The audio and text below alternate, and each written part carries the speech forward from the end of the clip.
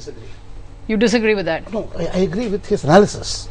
But I disagree because I think the root cause of corruption in India, when a company is running badly, not for 1 year, for 30 years, 60 years, the board, everything has to go back to the board now.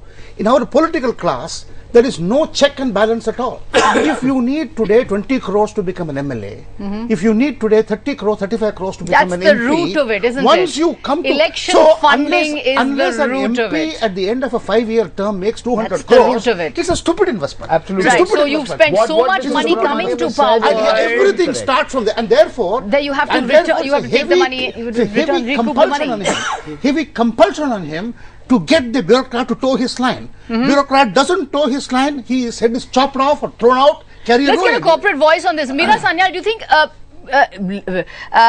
reform election funding, the way it is in the United States, take away the ceiling, make the funds transparent, make the funds accountable, let the funds go to the political parties and not to individuals in those political parties. When people pay for the Democrats, they pay for the Democrat party, they don't pay for Obama's daughter's piano lessons, so political parties have to become movements that raise money, and that's how it can be reformed, perhaps.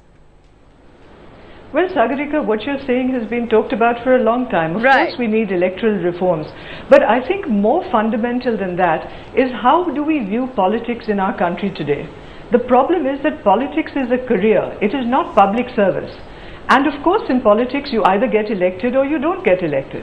So if you don't get elected, you focus entirely on getting elected, which in my view is one of the reasons we don't even have a constructive opposition. And worse, when you are in power, since you have no other means of livelihood, you have no other means of sustenance. You have to build your war chest. You're desperate.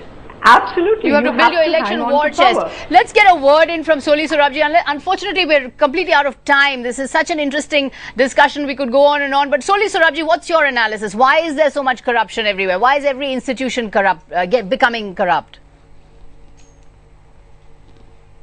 Well, I tell you, Sagarika, first of all, I really find it very distressing that on a Republic Day we should be talking of corruption. But unfortunately, it has spread, literally spread, not metaphorically spread like cancer. And it has affected all spheres, even the army, even some sections of the judiciary, I must admit. But the reason is there has been an overall collapse of values. We have sort of dismissed things like truth, goodness, decency from our public life.